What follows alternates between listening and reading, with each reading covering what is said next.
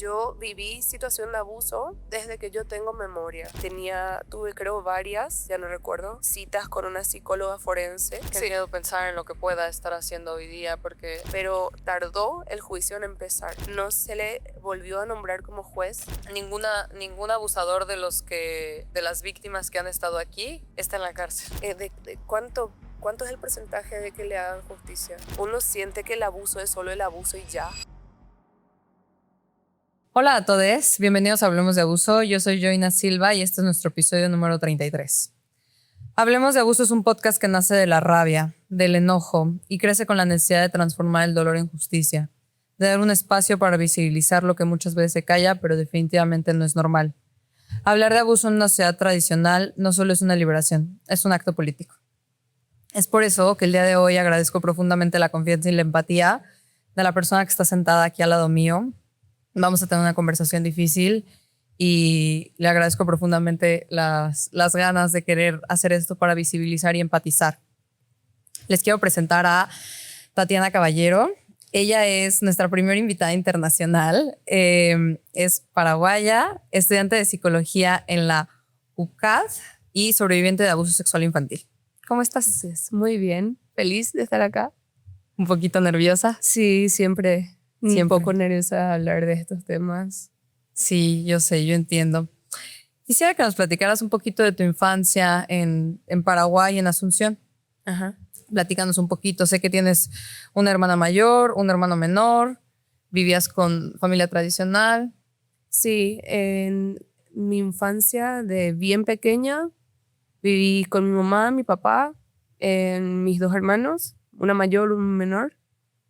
Y también con hermanas de parte de padre, que cuando eso no entendía muy bien el sistema, ¿verdad? Pero son hermanas mías de parte de mi papá, que tuvo una familia antes. Ok, ¿y vivían todos juntos? Vivimos hasta que yo cumplí como 4 años con dos de ellas y luego nos mudamos de ciudad, entonces ya ahí fuimos solo nosotros. Fuimos los 3 hijos y mis papás. Uh-huh. ¿Y cómo eran las dinámicas familiares? Es decir, ¿había estos roles de género? Sí, mi mamá siempre fue la que trabajó. Siempre salía a trabajar de temprano, llegaba tarde. A mi papá nunca lo vi salir a trabajar, ni en casa tampoco. Siempre estuvo en casa. Igual aunque tuviéramos gente que nos ayudara en la casa a limpiar, a cocinar, él siempre estuvo ahí en la casa. Ok, ¿y por qué no trabajaba? Es una respuesta que no... Ahora yo le pregunto a mi mamá, ¿pero por qué no trabajaba? Y estaba jubilado. En realidad, luego nos dimos cuenta que no estaba jubilado, solo se le echó del lugar en donde estaba y ya no quiso trabajar más. Ok, o sea, era una persona más adulta. Sí, mis padres se llevan 13 años. Ok, ok. Mi mamá se casó a los 28, entonces él ya tenía mucho más de 30 y... Tu mamá se casó a los 18. A los 28. 28. Ah, ok, o sea, él tenía 40. Ajá. Ok. ¿Y cómo era la dinámica con tus hermanos? ¿Cómo te llevabas tú con tus hermanos? Es decir, ¿iban a la escuela? ¿Cómo era? Y es que es muy difícil recordar infancia. Ya me es más fácil luego de los 11, 12, porque antes de eso es como que son flashbacks o pequeños momentos. Yo les digo, son realmente recuerdos que tengo por las fotos de los álbumes familiares que tengo, porque no tengo muchos recuerdos. Por ejemplo, de jugar con mi hermana, no. Ella siempre jugaba como sola y yo jugaba con los juguetes que me dejaba. Y de mi hermano de chiquito no recuerdo. Nada. No, ya después, cuando empezamos a ir allá es el colegio, ya a los 10, 11, ahí es como que tengo más clara la escena. De hecho, me contaste que hubo una situación a tus 11 años justamente, Sí, que fue cuando empezaste a ver flashbacks, ¿no? Que fue cuando te acordaste. es que yo viví situación de abuso desde que yo tengo memoria. O sea, es algo que no se puede explicar, pero el cuerpo siente que algo no está bien. Y la relación que yo tenía con mi papá, yo la sentía incómoda. Entonces, desde siempre fue algo incómodo, pero algo que no me cuestionaba. Y sí, a los 10 o 11 llegaron al colegio donde estaba estudiando. Em, Creo que era algo como salud o algo así la materia. Em, Era un show de títeres, de personas de afuera que fueron llamados a dar ese show de títeres como para eh, mostrar de una forma amigable lo que es el abuso a los niños. Entonces yo estaba como en quinto grado em, y el show de títeres se ubica en el medio y empiezan a decir que, como títeres, ¿no? Fulanita, ya viniste con tu tío tal. Sí, y mi tío me quiere mucho. Me hace sentar en las piernas, tal, tal. Y cuenta como la historia o varias historias de abuso que uno de niño no entiende. Y ahí luego la presentadora dice algo que a mí me abrió los ojos. Ella dice, nadie tiene permitido tocarte, ni tu tío, ni tu profesor, ni tus primos, ni tu papá. Y fue así una... ¡Guau!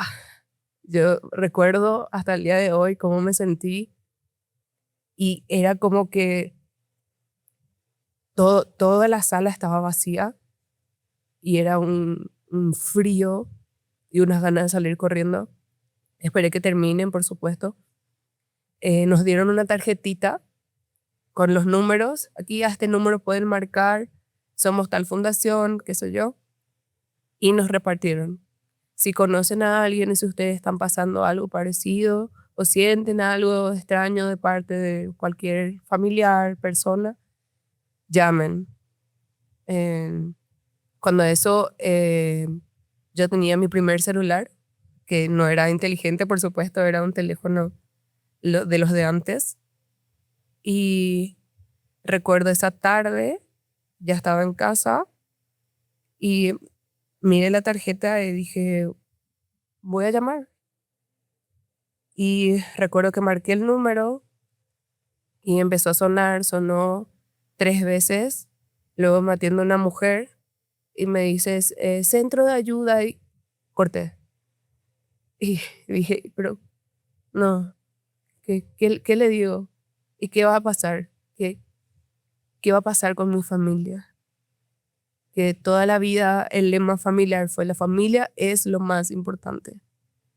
No importa si tu hermano es un asesino, no importa si tu hermana hizo lo peor que te puedas imaginar, es tu familia y siempre le vas a poner, vas a estar de su lado, no importa lo que sea. Entonces yo dije no, y por supuesto rompí la tarjeta, la tiré para que no hubiera pruebas. Rastro. Y esta situación de este lema familiar que se ha venido dando en tu familia toda la vida, al momento de tú recordar el abuso, o bueno, no sé si recordar, pero más bien como que tenerlo, entender qué era, eh, ¿crees que este lema familiar haya sido la razón por la que tú no lo hayas hablado o dicho antes? Sí, por mucho tiempo sí. Hasta ese entonces, como no lo entendía, no, pero fue como escalando. Em, Mi progenitor jamás me dijo, no cuentes, no digas, no, pero siempre había cosas pequeñas. Una niña buena es sumisa. Esa era una palabra que me marcó para siempre, ser sumisa. Una niña buena no habla de más, cuida a su familia. Y más adelante ya era escalar a, si te portas mal, tu mamá es la que va a sufrir las consecuencias. Porque, por ejemplo, días que yo me escapaba del abuso, él le pegaba a mi mamá. O sea, y le pegaba frente a nosotros cuando nos llevaba al colegio en el auto, por ejemplo. Y me hacía sentir que era por mi culpa, porque yo no me dejé. Entonces, uno como chico entiende muy bien las referencias. Wow, qué fuerte. ¿Y esta situación no la hablabas tampoco con tus hermanos? No, ¿Y sabes o tienes noción de si con tus hermanos sucedió la misma dinámica? se habló muy poco del tema luego de que se supo y todo, pero no, a cada uno era como un abuso diferente. Mi hermano vivió mucho abuso verbal, mi hermana era como más rebelde, digamos, entonces no se dejaba tratar mal, no se dejaba. Entonces, realmente no sé. Y es algo que también era una dinámica familiar y que hasta ahora no logramos romper, es la falta de comunicación. Nosotros no nos comunicábamos entre nosotros. Él siempre estaba ahí. Entonces, es algo que hasta hoy nos cuesta. A mí me cuesta sentarme en una mesa a hablarle a mi hermano de temas delicados. Y sé que es algo que tengo que romper, pero es difícil porque es como el monstruo ya no está. ¿Por qué te callas? Y me trabaja, pero me cuesta aún. Es decir, esta falta de comunicación en tu familia era por miedo a él. Sí, sí, siempre. Porque si en la mesa comíamos, si mi mamá preguntaba algo sobre el día de alguien, era él el que respondía. Porque siempre era él el que nos buscaba de los lugares, por ejemplo, del colegio, de las prácticas, de lo que fuera. Entonces él ya sabía todo lo que pasó, porque él ya nos cuestionó. Entonces cuando mi mamá llegaba ya tarde, cenábamos y si mi mamá preguntaba, ¿qué tal te fue en el colegio? Él respondía. Y como ella también le tenía miedo, no decía nada. Dejaba que fluya esa conversación medida por él. Claro, era una manera de él de justo de medir y de De controlar que ustedes controlar no hablaran de la más. dinámica, claro. Y siempre era ella, mi mamá, la que ponía los castigos. Por ejemplo, no, no vas a salir, no, no te vas a esta fiesta. Y, y siempre era él el bueno. El, ay, voy a hablar con tu mamá para ver si te deja, para ver si te buscamos más tarde. Y así, pero era ella la que era la dura. Entonces nosotros le veíamos a ella como la mala. Ok. Y lo veían a él como el bueno. Ajá. ¿Y lo seguían viendo a él como el bueno a pesar de este miedo que le tenían? Hoy, No, en ese tiempo. en ese tiempo sí, hasta lo último. Ok. A partir de que tú ves esta obra escolar de los títeres, ¿ese abuso se frena o sigue pasando? No, sigue pasando. Y es para mí peor porque es como ya caí en cuenta de qué está pasando. O sea, ya le puse nombre a lo que me estaba pasando. Y es difícil decir, estoy sufriendo abuso sexual infantil por parte de mi progenitor, o sea, de mi padre biológico. Ni siquiera puedo decir que es de mi profesor, de mi tío, es de mi papá. Y es muy fuerte porque yo recuerdo que yo lloraba. Yo cuando le escuchaba, o sea, y uno está en un estado de alerta tan fuerte que yo escuchaba cuando se levantaba de la cama a la noche y a ver si me daba el tiempo para ir al baño para que él no pueda llegar antes. y casi no porque las puertas estaban como frente a frente de los dormitorios. O sea, estaban en diagonal. Entonces él era en lo que de 10 veces, 2 sí me podía zafar. Pero eh, era una sensación muy inquietante y mi corazón a full y saber que iba a tener que pasar por eso. Y, y yo lloraba y él me decía que me calle. Eso sí, silencio, silencio. Sé una niña buena. ¿Tú dormías en tu cuarto sola o con tus No, hermanos? dormía con mi hermana. Con tu hermana. Sí, Y él iba al cuarto y solo iba por ti. sí. Pero te sacaba del cuarto. No. Ok. Estábamos en el cuarto con las camas a los costados del dormitorio y había como medio metro de diferencia entre una cama y la otra. Y ahí es donde yo entro en conflicto. Hasta hoy me cuesta entender. Como que nos dimos cuenta que él tenía una dinámica de antes de dormir, siempre les daba una bebida a todos, menos a mí.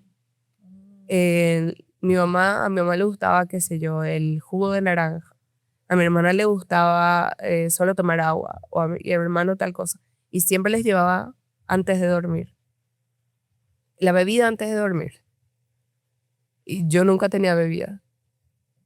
Y luego pensamos, cuando teníamos terapias familiares, que quizá él les drogaba, les hacía dormir, porque era impresionante la manera en que mi hermana no se despertaba. Recuerdo un día, teníamos el aire de ventana, el aire acondicionado, y en un momento la puerta se cae y se cae sobre la cabeza de mi hermana. Y ella solo hace un gemido, pero sigue durmiendo. Y es como, ¿cómo no te despierta algo así? Sí, claro. Y ahí es como que tiene un poco de sentido de cómo es que ella no vio nunca. O sea, ella a mí me dijo que ella no vio, que ella no supo, que ella...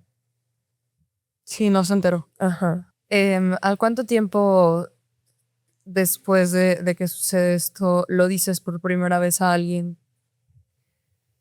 En este tiempo, desde, como te digo, los 11, empecé a desarrollar eh,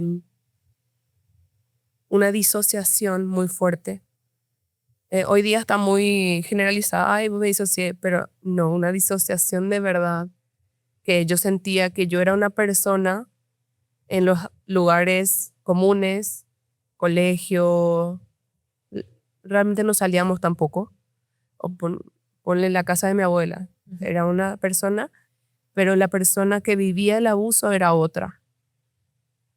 Entonces yo podía vivir ese abuso separando los dos papeles, porque quien estuvo en colegio conmigo jamás te va a decir, no, esa era una chica súper triste. No, yo era la que me reía más fuerte, la que estaba ahí siempre para lo que quieras, la más feliz, la más alegre. Y tampoco saqué malas notas. Entonces, era a la Tati de casa le pasa esto y a la Tati de afuera, nada, ella vive súper bien. Y fue a los 16 años que yo tuve una pelea muy fuerte con mi mamá sobre mensajes, ya época de adolescentes con los noviecitos y qué sé yo. Y, y ella me empieza a humillar. Ella me llama a su cuarto y me dice, así te vas a comportar, vas a ser una cualquiera, vas a terminar em, embarazada y casada con un hombre que no te quiere y qué sé yo, y solo vas a servir de doméstica y bla, bla, bla. Me empezó a tirar muchos comentarios muy fuertes y creo que ahí mi mente hizo un colapso, pero dije una frase que ni yo la pensé dije, vos no sabes. Y ahí terminó la conversación. Y fue a mi cuarto para prepararme porque tenía colegio. Y luego de unos minutos, ella entra al cuarto y me dice, ¿qué es lo que yo no sé? Y ahí empecé a llorar, pero este llanto que no te sale la voz, ¿entendés? Entonces ella me abraza y me lleva a su cuarto, me sienta. Nosotros vivíamos en una casa de 2 pisos. Entonces mi papá en ese momento estaba haciéndonos el desayuno abajo eh, y ella estaba sola en su cuarto. Me sienta y me dice, ¿qué es lo que yo no sé? Decime, contame. Y solo me salen 3 palabras. Le dije, papá, me toca.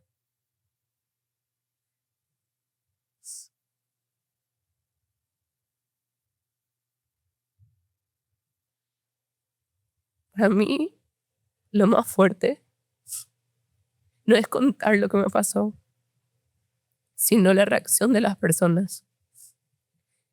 Y valoro tanto ese momento en el que le dije a mi mamá y ella me miró, me dijo, te creo. Me abrazó.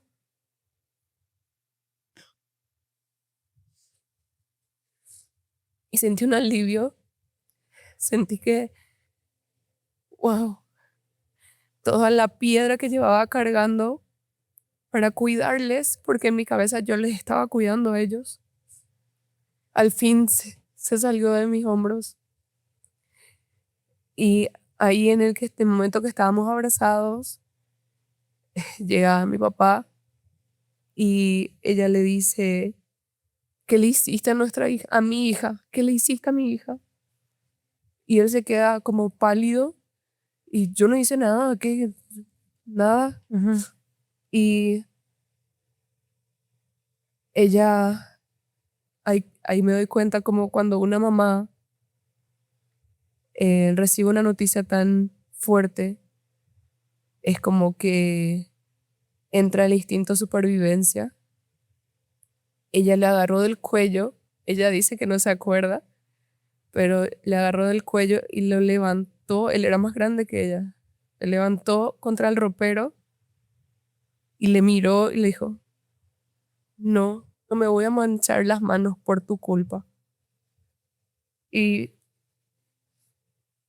ahí me dijo a mí que vaya al cuarto y eh, le dijo, te bajas de la casa.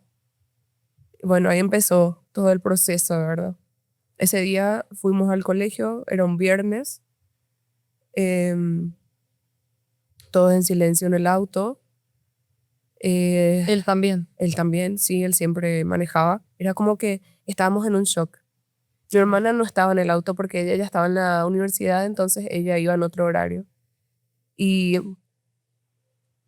mi hermano escuchó porque los dormitorios estaban bien cerca. Entonces, eh, siempre bajábamos a mi mamá primero para que ella llegue temprano a su trabajo, pero esa vez ella llegó a su trabajo, marcó que entró y se Sí. subió de nuevo, no nos dejó. Y me preguntó si quería ir al colegio y le dije sí. Y entonces fue al colegio. Ese día realmente no entré a ninguna clase. Estuve como zombie. em, no sabía, no sabía si llorar, no sabía qué sentir. Y está como muy borroso ese día en mi cabeza. No sé qué pasó con mi hermano, con mi mamá, no, ya no. Em, Fue como un momento en la nube ese día. Luego mi mamá me preguntó, eso fue ya el sábado creo, él dijo que no iba a irse de la casa porque no tenía dónde ir. Mm. Entonces nos dijo mi mamá a mi hermano y a mí que preparemos lo que sea, lo que tengamos, que entre en una mochila, que vamos a la casa de mi abuela materna. Y entonces eso hicimos y le dijo a mi hermana lo mismo que ella de su facultad llegara ya a la casa de mi abuela. Y entonces fuimos nosotros los que salimos de la casa y nos quedamos en la casa de mi abuela un par de meses. Ok. Después de que después de que se mudaron y que tu mamá le dijo que ya no estuviera en la casa y tal, em, ¿iniciaron algún tipo de denuncia o algo por el estilo? Sí, ahí ella lo primero que hizo fue contactar con una amiga suya, muy amiga, Ujú. que es abogada, y le dijo, ¿qué hago? ¿Qué hago con esto? Mira, pasó esto, ¿qué hago? Y le dijo, pregúntale si ella quiere denunciar. Entonces me pregunta mi mamá, ¿querés denunciar? Pero por supuesto nosotros nunca habíamos entrado a lo que era algo judicial, un proceso. Entonces nadie te cuenta cómo va a ser. Sí, claro. Y mi proceso fue terrible. Tenía 16, nunca había estado con nadie, era virgen. Em, Fui abusada, o sea, era mucha vergüenza. Entonces el proceso empieza, vas a la fiscalía, labras el acta de qué es lo que pasó. Ellos son tan fríos que te preguntan cosas que uno en ese momento frente a mi mamá es como, no quiero contar esto, pero bueno, ahí empezó la revictimización. Preguntas, preguntas, preguntas. Bueno, ahora vamos a pasar al área de revisión. Y yo como revisión, y te sacan toda la ropa y te empiezan a buscar algún indicio de abuso, de violencia, de lo que fuera. Pero como te digo, es como un caso más, son una persona más en su día. Y me sentí muy expuesta, tenía que estar sola. em, Era como un pub, pero en esa época, por supuesto, yo no sabía cómo era un pub, el estudio este. Y, y bueno, fue horrible. Después de eso, em, tuve, creo, varias, ya no recuerdo, citas con una psicóloga forense, que es la que determina si realmente es una persona que vivió abuso. Pero em, es algo rutinario también, en el sentido de que son tal prueba, como la de que, ¿qué ves aquí? La mancha, ¿qué es esta mancha? Dibuja una casita y dibuja tu familia y cosas que ahora pienso que son tan ordinarias para un tema tan sensible. Y nunca fue cómo te sentís. ¿Estás bien? ¿Necesitas algo? ¿Querés que tu mamá entre contigo? Nada. Bueno, eso fue el principio. Ahí se empieza a hacer la carpeta y yo realmente con esto de la disociación que te cuento, no tengo muy claro lo que son fechas y hasta hoy día me cuesta. Por ejemplo, te puedo decir que pasó un año o pasó 2 años, puede haber pasado 6 meses, pero tardó el juicio en empezar mientras se creaba toda la carpeta. Y como yo era menor de edad, era mi mamá la que tenía que hacer la denuncia. Y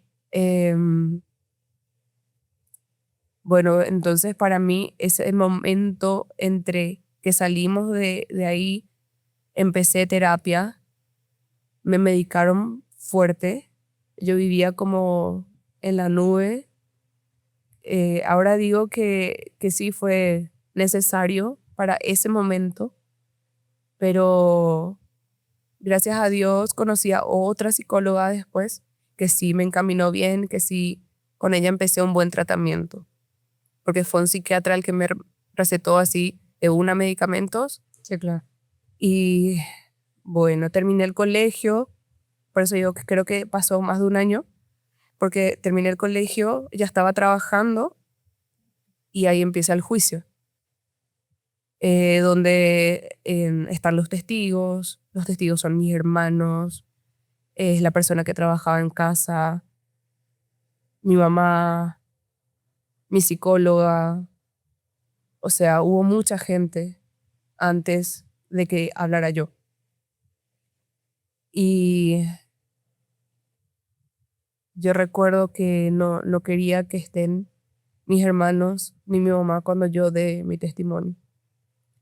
Ahora ya no recuerdo si estuvieron o no, pero en ese juicio fueron 2 mujeres y un varón los jueces que estaban em, haciendo eso, el de jueces, ¿no? Y, y las mujeres eran como muy, no estaban ahí, o sea, recibían documentos, firmaban documentos, le pasaban así. Pero el varón era el que estaba como que, ¿y por qué no trabajaba?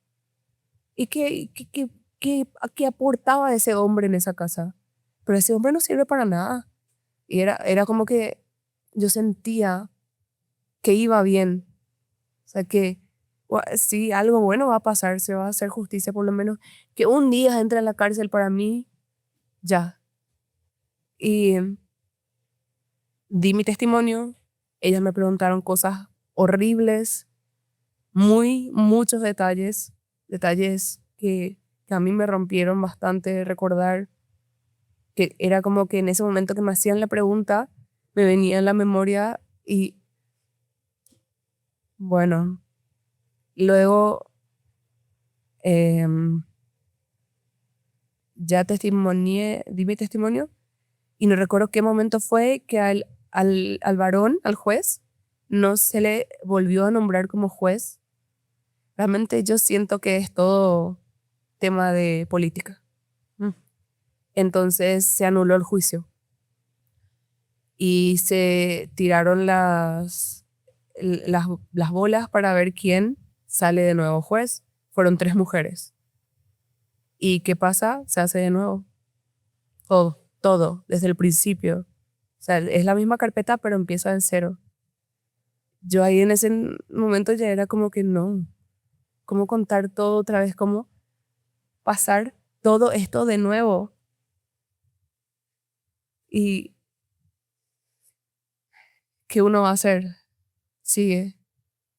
Y, y esas 3 juezas fueron aún más frías, más escabrosas en sus preguntas. Y, pero nunca me miraron. O sea, era como, ¿y cómo te tocaba? ¿Y luego qué pasaba? Y yo estaba parada, o sea, sentada frente a ellas, como si nada. Y otra cosa que siento que fue fuerte para mí, porque desde que yo salí de la casa, ya no lo había visto más a él. Yo estaba sentada en el medio, hacia mi derecha mm, estaba mi gente, digamos, o sea, todos sentados, los que venían conmigo, y hacia la izquierda estaba él, su abogado y parientes de él. Era como mucha exposición. Yo me sentía, yo cuando estaba hablando, yo no tenía 20 años, tenía 5. Me sentía súper pequeña, sentía que nadie me creía, sentía que, bueno, ese juicio sí se llevó hasta el final. Le preguntaron a él si quería hablar, si quería defenderse. Él dijo que no y dijo que quería dar unas palabras nada más. Y todos estábamos sentados y lo que dijo fue, mirándonos a nosotros, yo amo a mis hijos.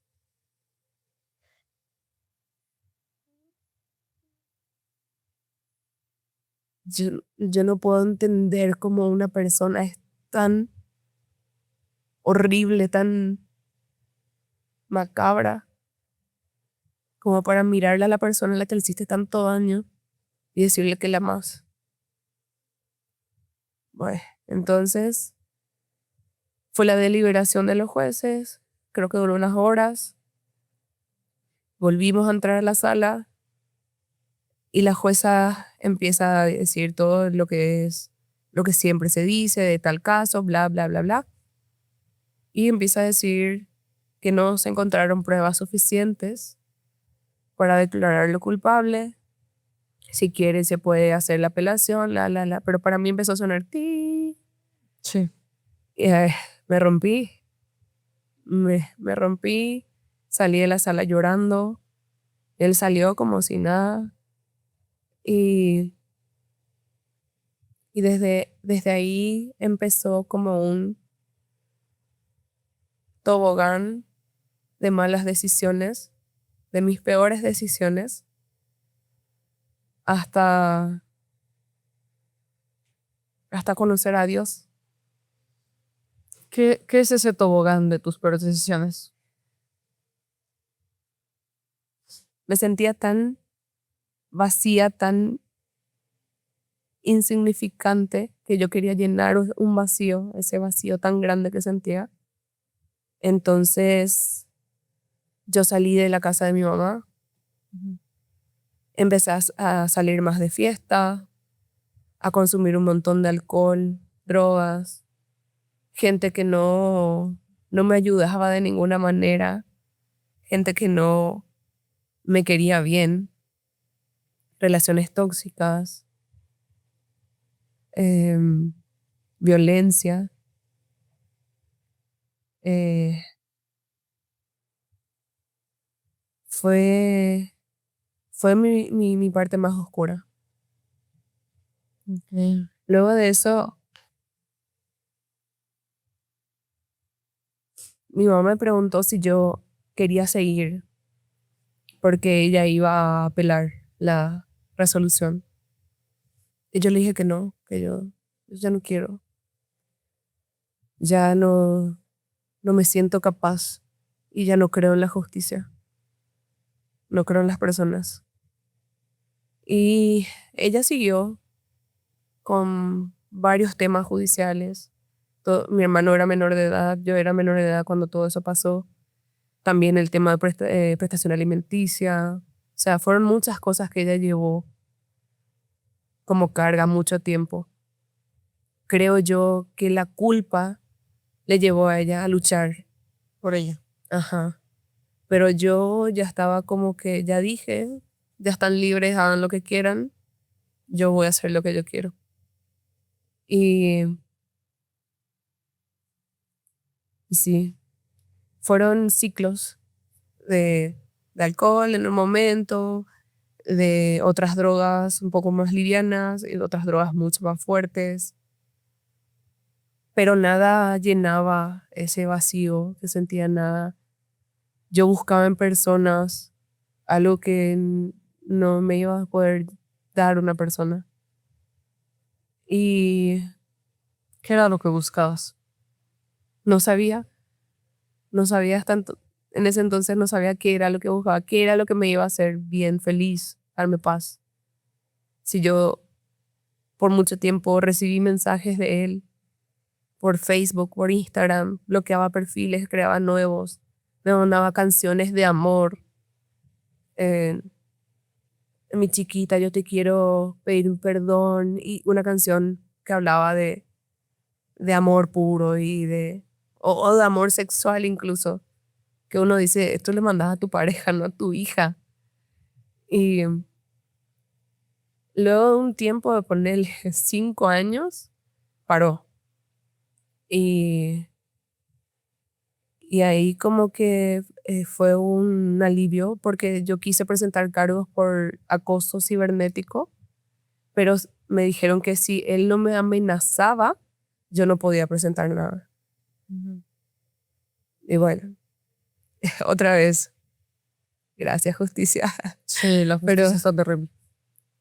eh, ¿Hasta dónde llegaron todos los casos que tu mamá prosiguió? Es decir, la apelación y los demás casos, ¿hasta dónde llegaron? y realmente no sé.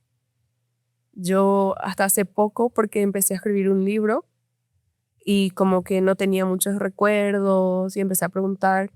Es que supe que realmente ella siguió. Ok. Yo no tenía idea.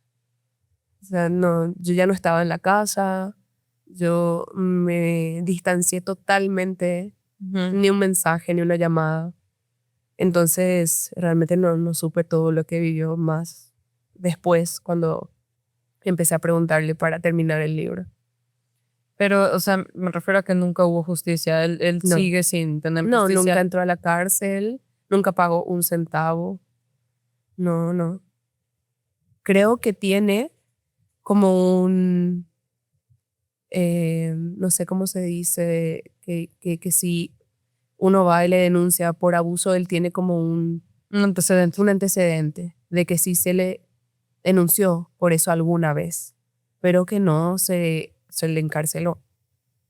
Pero, y estuvo en prisión domiciliaria mucho tiempo, que no es nada. Él vivía por la calle igual, tranquilamente.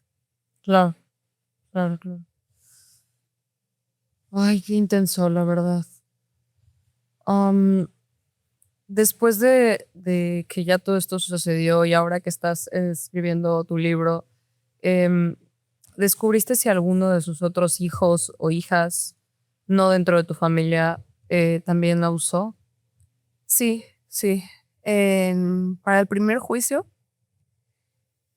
yo siempre digo que yo tengo como una conexión con las mujeres que sufrieron algún tipo de abuso, Okay. como que siento un cariño especial.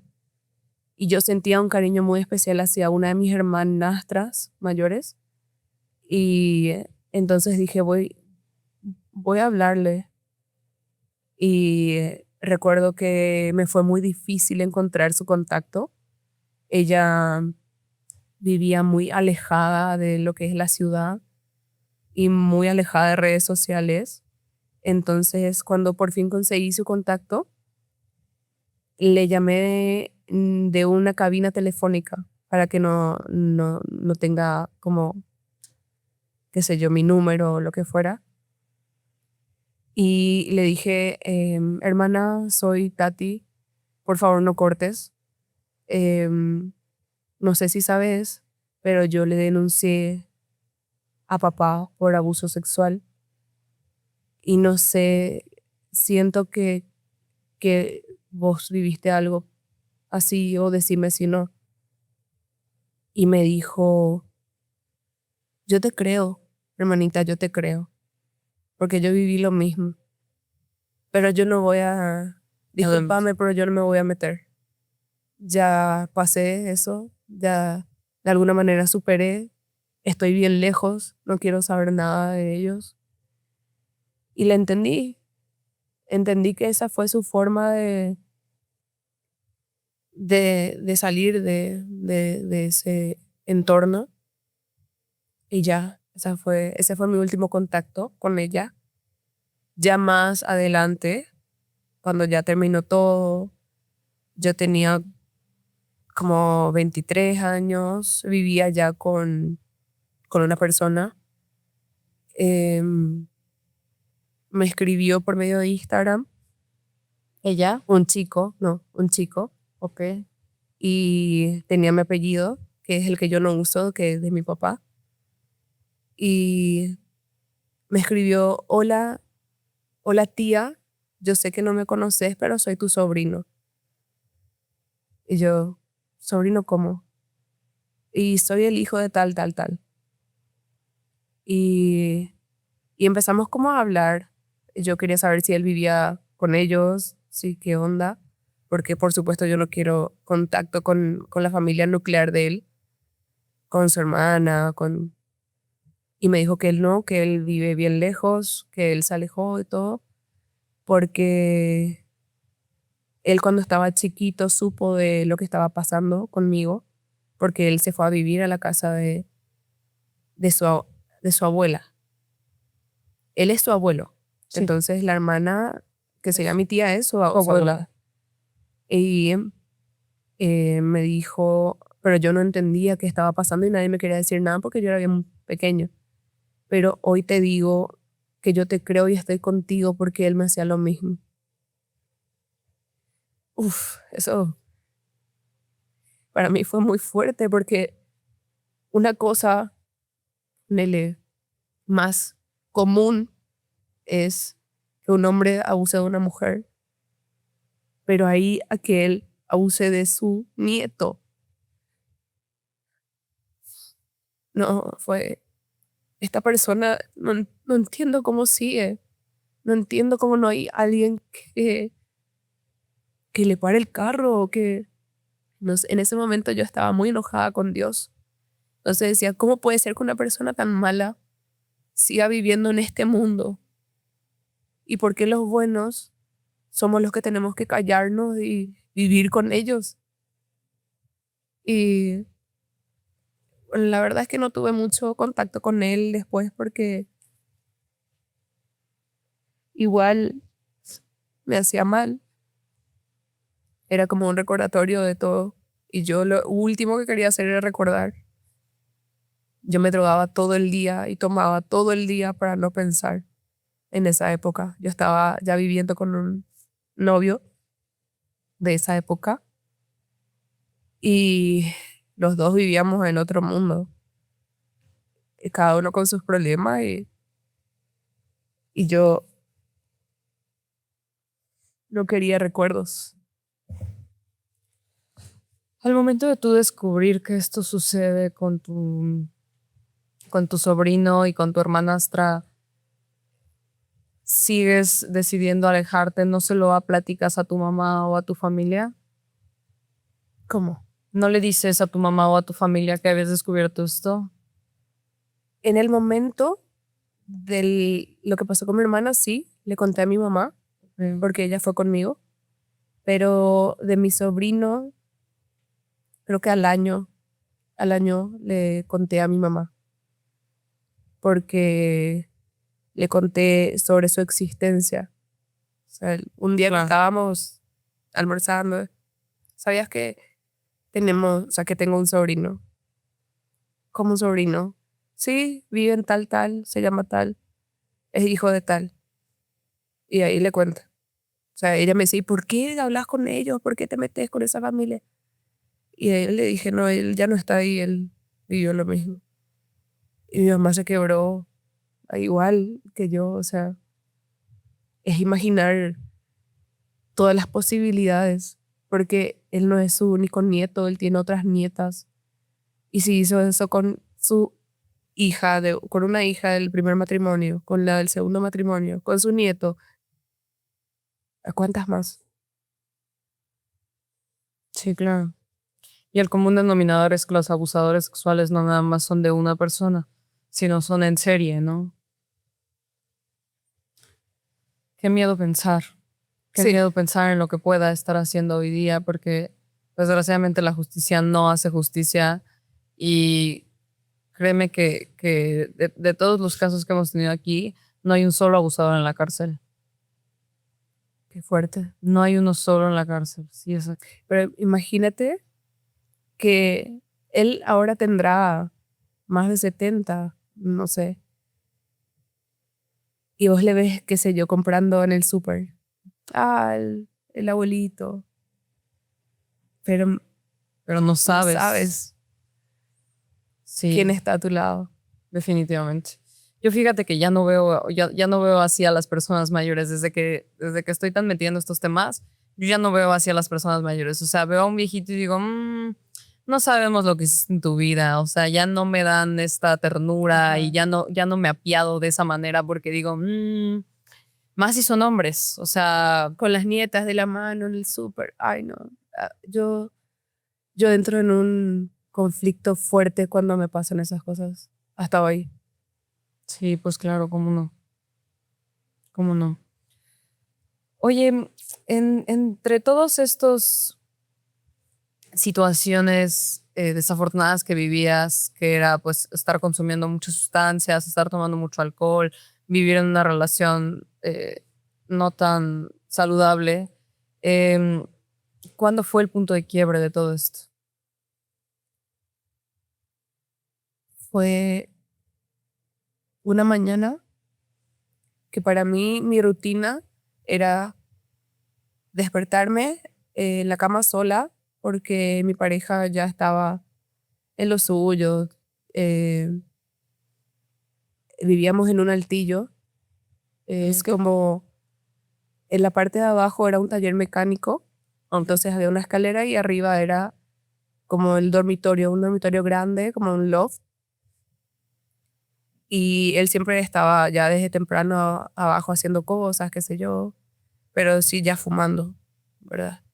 Entonces yo me levantaba como el mediodía em, y me preparaba mis cigarrillos de marihuana. Del día. Ajá. Que solo para mí, en el día, eran como 10. O sea, yo no quería esta montaña rusa, yo quería estar acá, arriba. Entonces, mientras fumaba, estabas arriba, todo bien, todo cool, empezabas a sentir que, porque a mí me diagnosticaron TLP, trastorno límite de la personalidad. Entonces, para mí, sentirme feliz es sentirme eufórica, sentirme triste es sentirme deprimida, la vida no tiene sentido. Entonces, para mí, el estar bajando de ese nivel de euforia no era permitido. Entonces empezaba a fumar más, más, más. Y entonces vivía de ese modo todo el tiempo. Estaba preparando, o sea, recuerdo, me senté en la cama, estaba armando así, y escuché una voz grave, como que inundó todo el dormitorio, y me dijo, esto no es lo que vos tenés, esto no es lo que vos querés para tu vida, no es para lo que vos naciste. Y yo, puede ser, O sea, quizá, de la nada, así una así, voz de la nada. sí. Ok. Yo dije, todavía no fumé, pero ¿qué onda? Sí, sí. Y seguí, normal, seguí. Luego, de vuelta, esto no es lo que vos querés para tu vida. Agarrá la mochila rosada, carga unas ropas y andalo de tu mamá.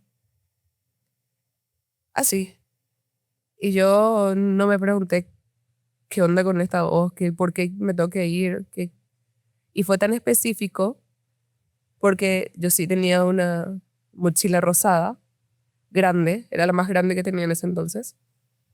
Entonces cargué, sí, unas ropas, no llevé la droga, por supuesto, y me bajé de la habitación y le dije a él, me voy.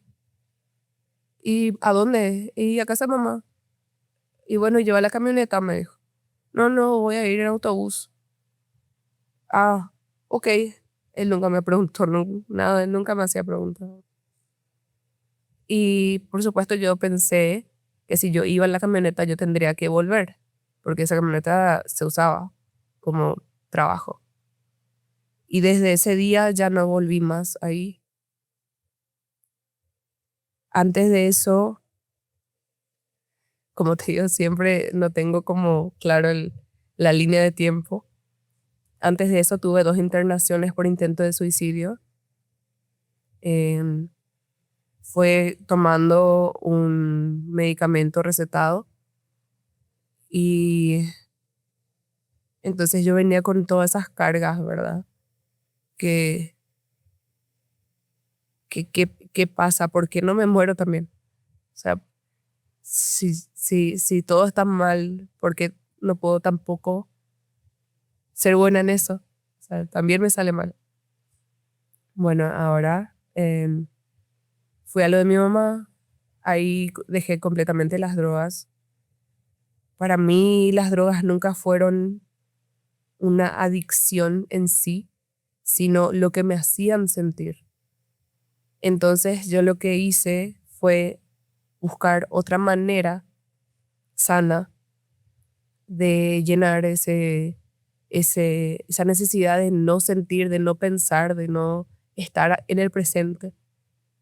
Y ahí busqué un gimnasio cerca de casa de mi mamá y encontré un gimnasio donde se hacía boxeo, artes marciales. Y ahí me metí. Yo en mi libro digo que todas estas cosas fueron curitas. O sea, yo tenía una herida abierta, sin tratar. Y venía e iba de terapia, no cumplía bien con mi terapia. Entonces no estaba sanando. Y la curita era la droga, la curita eran las relaciones, la curita era el alcohol. Y ahora la curita nueva era el deporte. Claro. Pero me hizo bien, muy bien un tiempo. Nunca me pregunté qué fue esa voz, si era mi conciencia, si qué sé yo. Justo eso te iba a preguntar. Sí. Hoy día, ¿con qué lo relacionas? Hoy día sé, estoy muy segura, que fue el Espíritu Santo hablándome, que yo en ese entonces no conocía a Dios, a Jesús de la manera que los conozco ahora, pero estoy segura de que fue eso, porque salí de una situación en la que yo sentía que esa iba a ser mi vida y ya. Y que me diga que esta no es la vida que quiero, fue como, wow, sí. Tal vez tienes razón. Después de la curita del deporte, em, vino la pandemia. No. Ahí estuvimos confinados, todos en las casas. Con mi hermano hacíamos deporte ahí para mantenernos un poco em, tranquilos, porque convivir con las personas con las que no convivís todo el tiempo se hace una tensión muy fuerte.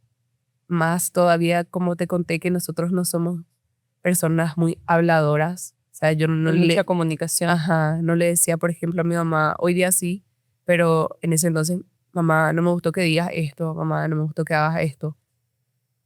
Entonces fue esa época. Y en esa época fue que empezaron los cultos de iglesias cristianas online.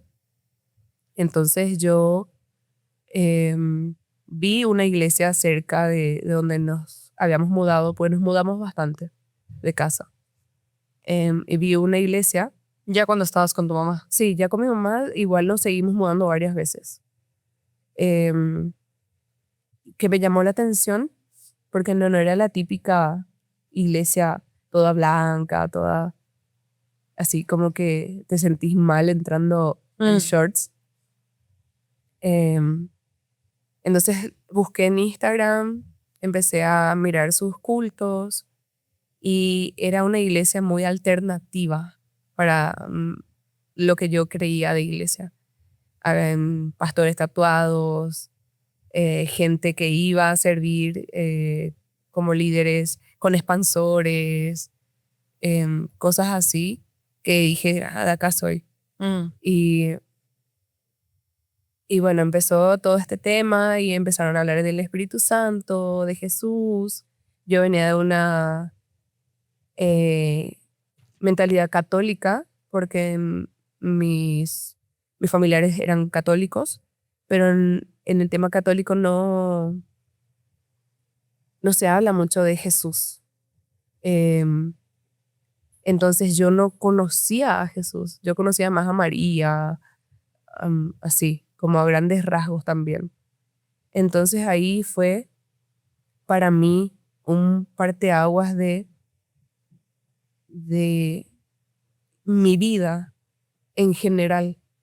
¿Por qué? Porque conociendo lo que hizo Jesús, quién fue, cómo él era con las personas, me di cuenta de que uno puede ser buena persona y uno elige ser buena persona. En un encuentro que tuve más adelante, que fui a un congreso, recuerdo que una mujer me dijo,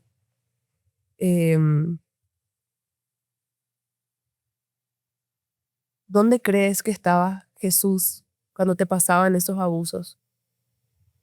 Y yo, por supuesto, ya estaba llorando por la prédica, por lo que fuera. Y me dijo eso al oído y me dijo, él estaba a tu lado. Él estaba diciéndole a él que no lo haga, que era su decisión hacerlo o no hacerlo. Y él eligió mal. No fue tu culpa. Y para mí eso fue un bálsamo, un saber que no es porque yo haya hecho algo o porque yo tenía que pagar algo, porque también están muchos temas que vi a lo largo de mi periodo oscuro de reencarnación y de temas así, y llegué a pensar que yo tuve una mala persona en mi pasado y que yo estaba pagando el karma de esa persona. Y luego me di cuenta que no es un por qué, sino un para qué, y que qué voy a hacer con esto ahora. Y ahí encontré el sentido a ese vacío y qué es lo que yo quiero. Por eso ahora estoy estudiando psicología.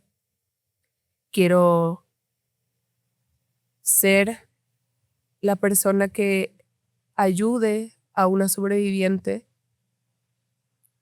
y no como un psicoanálisis normal de sentate, háblame qué pasó, sino cuáles son tus crisis y qué sentís en tus crisis.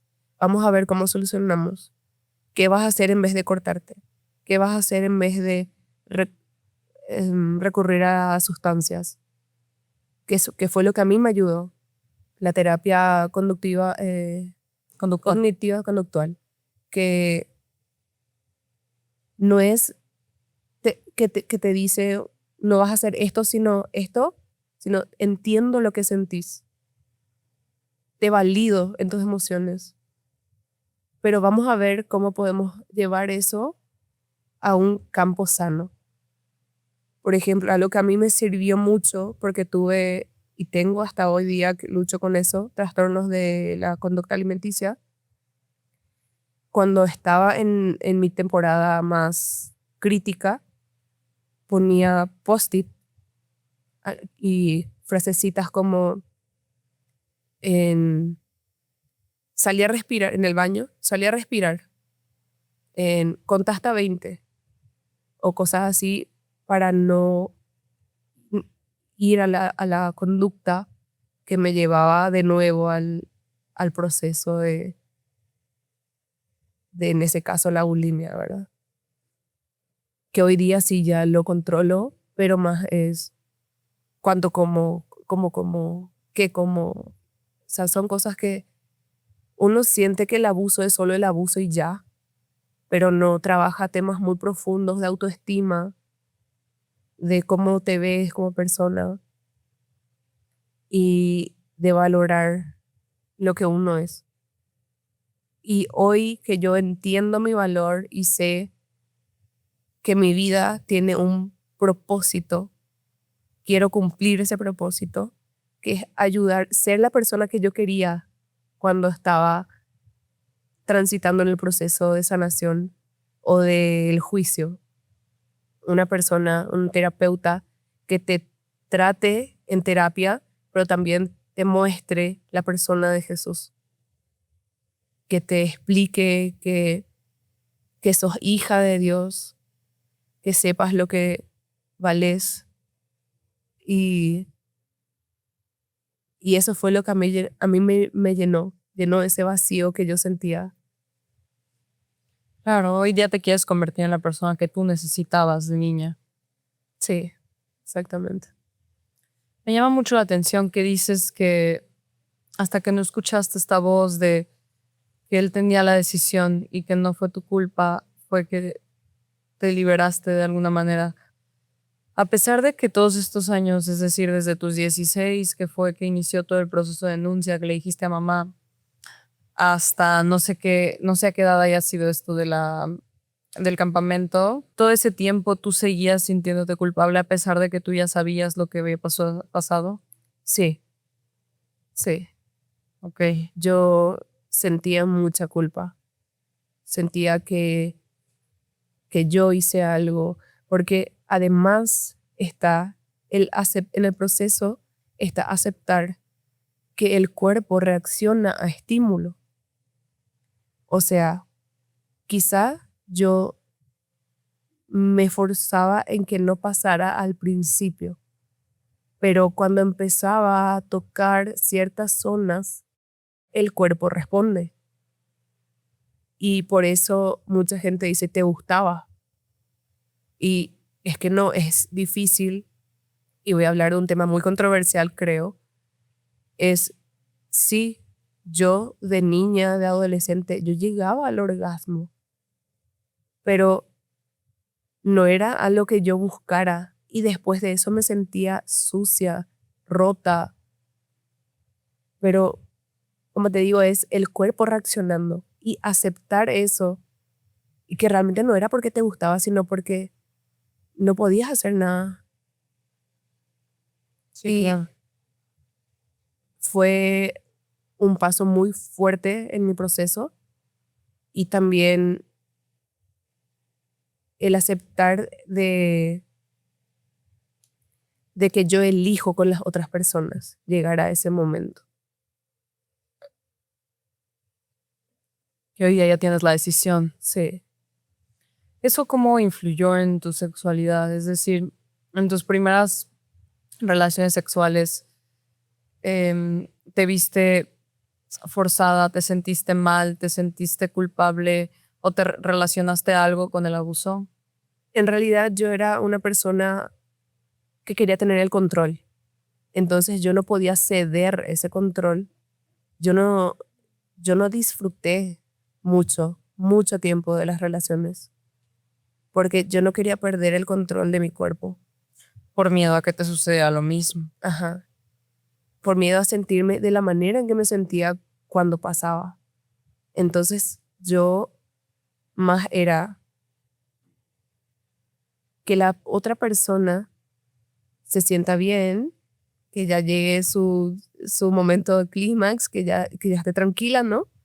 Y yo, chido, pero me privé mucho de sentir.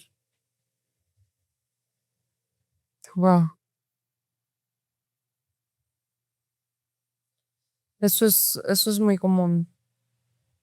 Eso es muy común, la parte del control, porque justamente como en un abuso normalmente hay una situación de abuso de poder, una persona tiene que tener más poder o más control que la otra para que pueda existir una situación de abuso. Sí. Y es muy difícil aceptar eso y tratar de cambiar, porque en realidad a mí no me gustaba ser así. Y fue cuando conocí a la persona con la que estoy ahora, mi pareja, nos vamos a casar en un año. Felicidades. Gracias. En- que entendí ya con todo lo que es también Jesús, religión, que la Biblia dice que la mujer se someta a su marido. Y para mí eso era, ¿cómo? ¿Cómo se va a someter? Yo no soy sumisa nunca más. Claro. Entonces, en- pero entendí que no es a cualquier hombre. O sea, en la Biblia dice sí, que la mujer se someta a su marido, pero que su marido se someta a Cristo. O sea, tiene que ser un hombre temeroso de Dios. ¿Y qué significa eso? Que le va a respetar a su mujer, que su mujer es como su brazo derecho.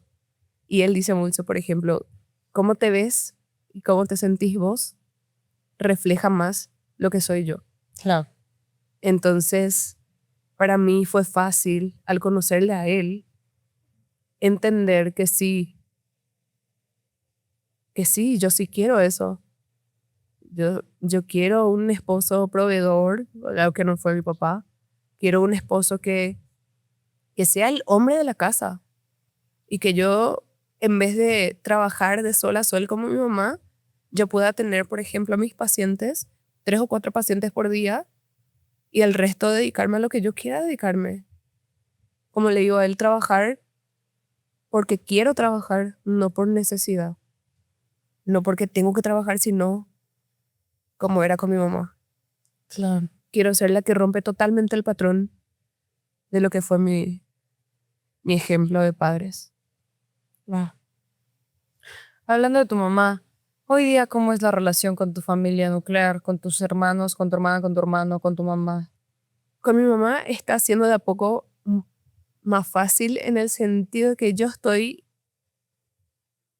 yo me abrí más a hablarle con sinceridad, desde el amor. O sea, esperar el momento de que estamos como, qué sé yo, pasó algo, nos enojamos y esperar y luego decirle, mira mamá, esto que hiciste o dijiste no me gustó, me hizo sentir así, así, así. A ella le cuesta, porque a todas las personas nos cuesta aceptar una verdad cuando nos dicen, pero al final sí hace que nuestra relación sea más llevadera.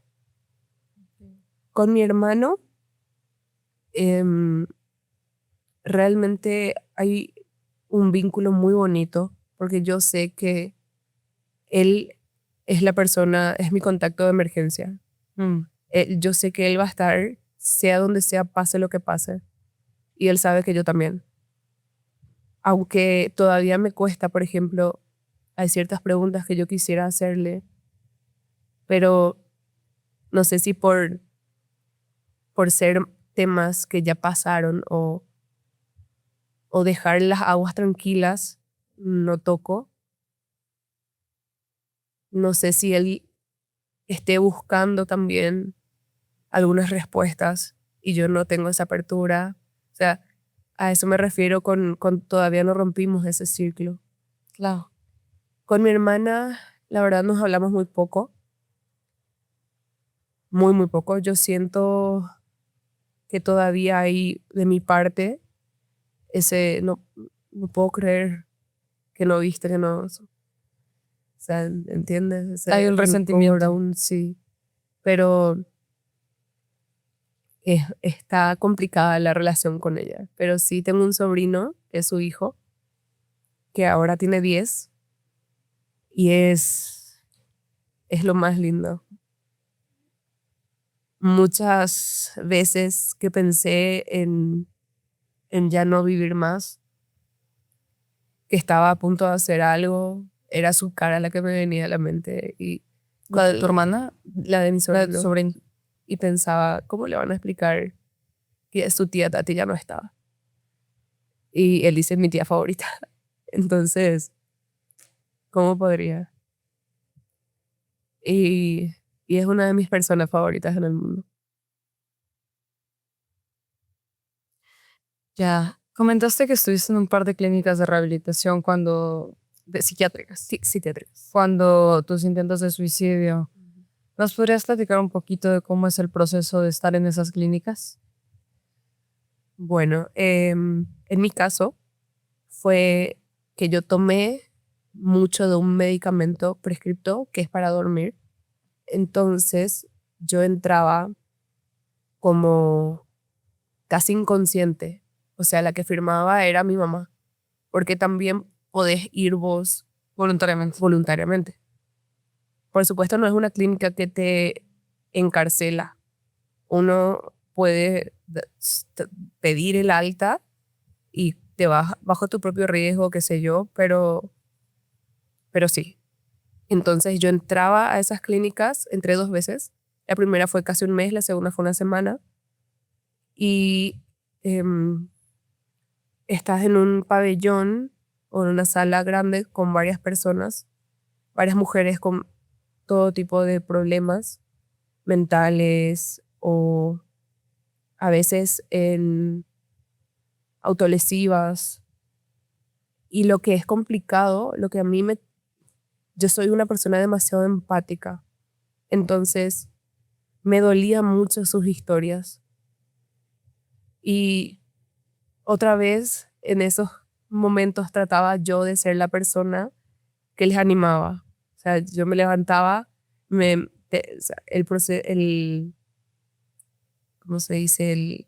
El día a día es, te levantan los enfermeros, te miden la presión, te miden todos los signos vitales, todo eso, te dan la medicación, se desayuna, tenemos qué sé yo, algún tipo de actividad, se almuerza, pastillas, actividades, cena, todo en horarios.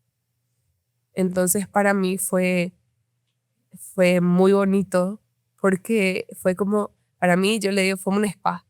Yo me iba, me bebían, me daban pastillas, yo feliz, dibujaba, bailábamos, hacíamos, qué sé yo, salíamos a caminar, pero había días en que, por ejemplo, eran días de visita y una de ellas estaba esperando la visita de alguien y no llegaba. Entonces recuerdo que fui yo al baño, que los baños no tienen cerrojo, solo se pueden arrimar las puertas. Y le encontré a una de las chicas todas cortadas. Me asusté un montón. Y eso que yo también era autolesiva. Pero ver a otra persona es muy diferente.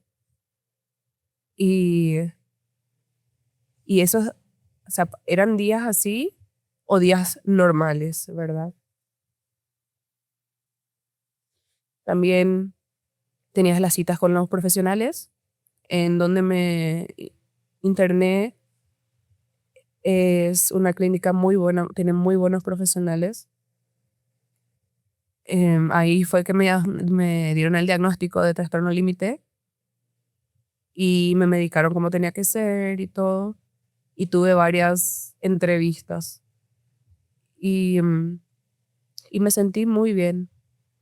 Esa primera vez que estuve como un mes, lo difícil para mí fue el salir, porque salís de la rutina, Claro. de tu rutina súper estructurada. Vos sabés lo que vas a comer, sabés que vas todo, y todo pasa lento.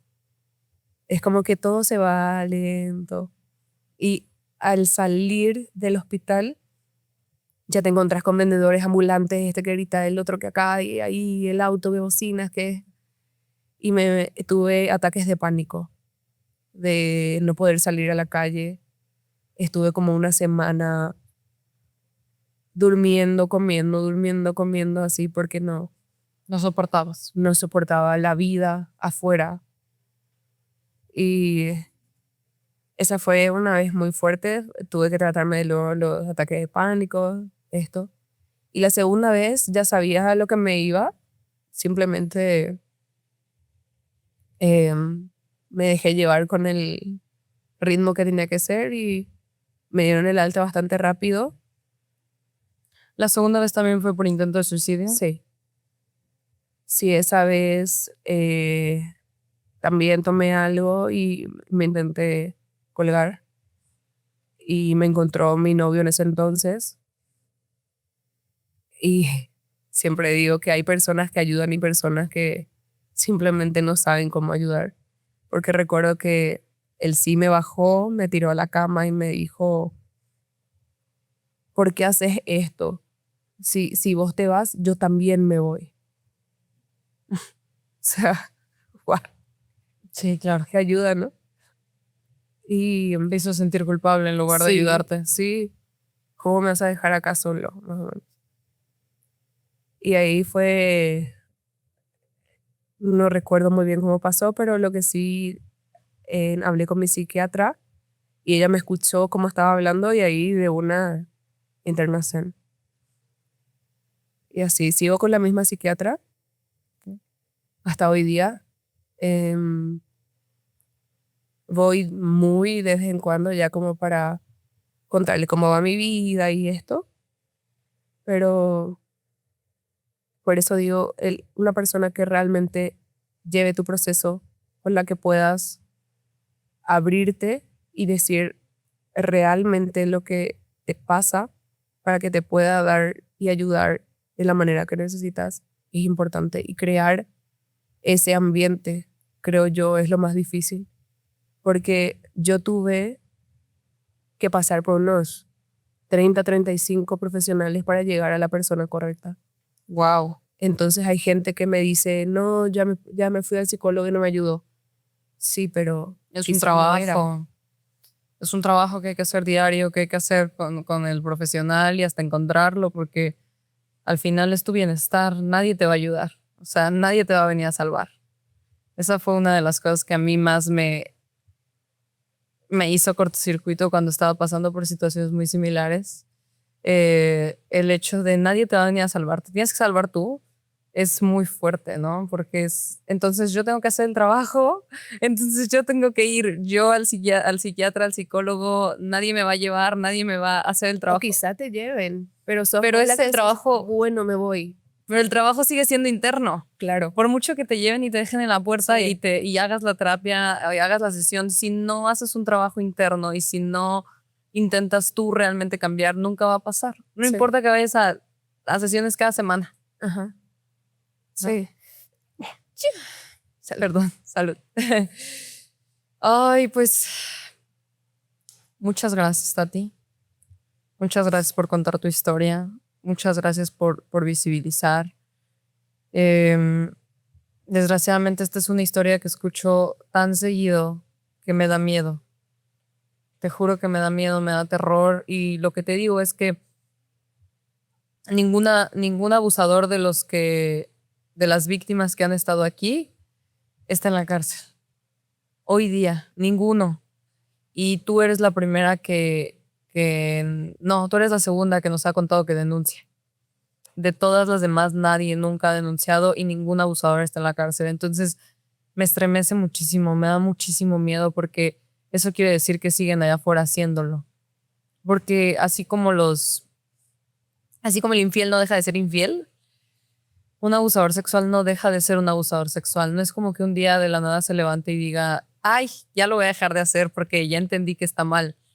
En realidad no pasa, siguen haciéndolo y siguen haciéndolo. Entonces, hay una película que se llama Desde mi cielo. Desde mi cielo. Ajá. Que habla también así de abuso, pero él la mata a la protagonista y es la protagonista la que habla. Y se le ve a él que después de ese suceso, él entra en una etapa de me calmo, porque se está buscando a la persona, qué sé yo, en ese caso, ¿no? Y es como que él entra en esa etapa de represión, de me reprimo esto que siento. Pero que luego se ve, por ejemplo, como pasa la hermanita más chica de la protagonista. Y él dice así, empiezo a sentir ese hormigueo de nuevo. O sea, es algo como que a ti te gusten mucho las carnitas. Y digas, no, pero me hace mal, entonces mejor no como. Pero un día olees, otro día decís, y Se sí, te antoja. una vez más nomás. Y sí, y yo siento que todas las personas tienen una decisión. Que así como yo decido hoy no agarrar una línea, un abusador también decide Claro. si lo hace o no lo hace. Quizá el deseo está, pero él decide si hace o no hace. Entonces, esa para mí es todo. Porque todo lo que hacemos en el día es una decisión. Decidir vestirte de rosa. Decidir tomar solo agua, no gaseosas, no refrescos. O sea, siempre es una decisión. Y a eso me refiero con que uno puede ser mejor persona. Porque cada uno sabe lo que está mal en cada uno. Entonces, lo mismo los infieles. Quizás sí quiere, quizás sí está ahí, pero sabe que va a dañar a la otra persona. Y es más fuerte eso que el deseo de cumplir con lo que su carne quiera. Claro. Al final es lo que nos diferencia de los animales, ¿no? Que podemos nosotros tomar una decisión. Y qué liberador es eso que comentas, ¿no? Que un abusador puede sentir lo que sienta, pero decide. Eso creo que es lo que me llevo hoy. Me parece muy, muy fuerte y muy liberador, sobre todo eso. Eso es de... Claro, es que ellos en ese momento decidieron hacerlo, o sea, y lo decidieron hacer una y otra vez. Y aunque haya sido una sola, lo decidieron hacer, ¿sabes? Sí. Entonces, wow, qué fuerte y qué liberador. Me da esta piel de gallina. Ya lo sé, ya lo sé. Cuando me estabas contando, yo estaba así. Qué bueno que no se me nota por la blusa, pero sí. Ay, Tati, pues muchísimas gracias. De nuevo, no sé si hay algo más que te gustaría agregar. Y hablando del tema de denuncia, hay personas que pasaron abuso que me preguntan si denuncian o no. Y es una parte que a mí me conflictúa mucho, que a mí me encantaría, es un sueño muy idealista, pero que sí sea justicia la justicia. Entonces yo no puedo decirle a una persona, sí, tenés que denunciar, Porque ya porque sabes que no hay yo justicia. sé de cuánto es el porcentaje de que le hagan justicia. El 2% en México, el 2% de las denuncias son procesadas. Imagínate. ¿Y cuántas denuncias no pasan? Bueno, no son procesadas, llegan a sentencia. Ajá. O sea, es que es horrible, pero hasta que no pase algo muy grave, hasta que la persona ya no esté acá, es que recién se mueve la gente. Y ni así. Y hay veces que ni así. Tenemos 10 feminicidios al día y las Sí. fiscalías no se mueven y las fiscalías no hacen nada. Y pues yo no sabría tampoco qué decirte. Creo que yo siempre les digo que sí. A ver, si alguien no quiere denunciar, lo respeto totalmente porque yo también ya pasé por ese proceso y es espantoso, es revictimizante, es dolorosísimo, es de verdad un proceso muy doloroso. Yo diría que es la palabra, muy doloroso y muy grotesco por todo lo que te hacen pasar, por las revisiones, por los exámenes psicológicos, por lo mucho que hacemos que la víctima la pase mal, que sea tan difícil para la víctima. Entonces yo siempre, si una víctima dice yo no quiero denunciar, jamás la voy a culpar. O sea, te entiendo, o sea, entiendo y respeto. Pero por otro lado, si alguien sí quiere denunciar, pues nunca le voy a dar la esperanza de que va a obtener justicia. O sea, siempre les digo, a ver, Esto y esto. de eso, de que denuncies a que vaya a pasar Sí. algo, hay una misma diferencia. Pero sí me parece como una responsabilidad como ciudadanos, nosotros, por lo menos de nuestra parte, nosotros sí seguir el debido proceso. Ujú. Si la justicia, si las fiscalías, si los gobiernos deciden ya no hacer esa justicia o no se puede hacer esa justicia por los diferentes mecanismos procesales y judiciales que haya, ya no quedó en ti, ¿sabes? Pero creo que sí es tu responsabilidad como ciudadano hacerlo. Sí, yo siento que yo no lo cambiaría. Todo lo que viví fue horrible, sí, pero siento que hice lo que hasta Debiste. donde pude. Pero me gustan estos espacios porque justamente da ese empuje a la víctima de no sentirse víctima, de ser protagonista, de ser la persona con el poder, de hablar de lo que le pasó. Y que yo siento que es muy liberador porque contás tu versión. Y yo, en mi caso, yo no digo nombres, pero siento que todavía no es el momento, o no sé, todavía hay un poco de miedo quizá, pero sí siento que a veces uno tiene que señalarlos. O sea, Claro. una persona que convive, o sea, que sea en tu colonia, en tu ciudad, que sepan quién fue esa persona. Y eso ya hace bastante.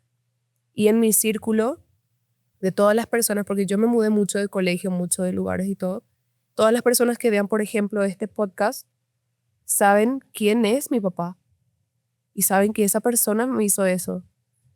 Entonces ya es un avance. Sí, es un tipo de justicia. Desgraciadamente es muchas veces la única que podemos obtener. Pero justo esa es la intención de estos espacios, que le podamos dar voz a las sobrevivientes, los sobrevivientes. Y qué poderoso es eso también, que no te llamas víctima, que te haces llamar sobreviviente, porque creo que es lo que eres. Creo que una víctima es hasta que se queda ahí, hasta que se queda en me pasó esto y no pude hacer nada. Pero transformarlo a soy una sobreviviente, ya no soy ninguna víctima, sobreviví a esto. Me pasó, pero sobreviví, es muy poderoso. Entonces sí, me parece muy importante compartir historias como la tuya, Por eso te agradezco de veras infinitamente. Sé que no es nada sencillo, sé que no es nada fácil, no imagino lo que se debe de sentir estar aquí para ti, pero aún así te agradezco muchísimo porque lo estás haciendo por un bien mayor, lo estás haciendo para todas esas niñas chiquitas que estuvieron en tu posición o que están en la posición en la que tú estuviste y pues nada, ojalá que esto le resuene a alguien, que lo escuche a alguien, que lo vea a alguien que lo está viviendo y que pueda hablarlo, Sí, que es lo más importante. así es.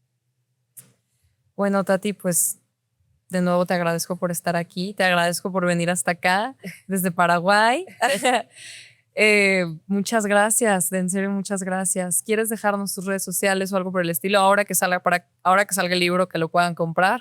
Sí, en mis redes sociales, en todas estoy como Tatiana Paula Caballero. En Instagram, TikTok es lo que más uso.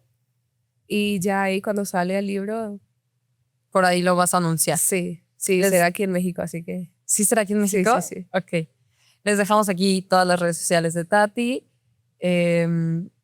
Y pues yo nada más los dejo con ese mensaje.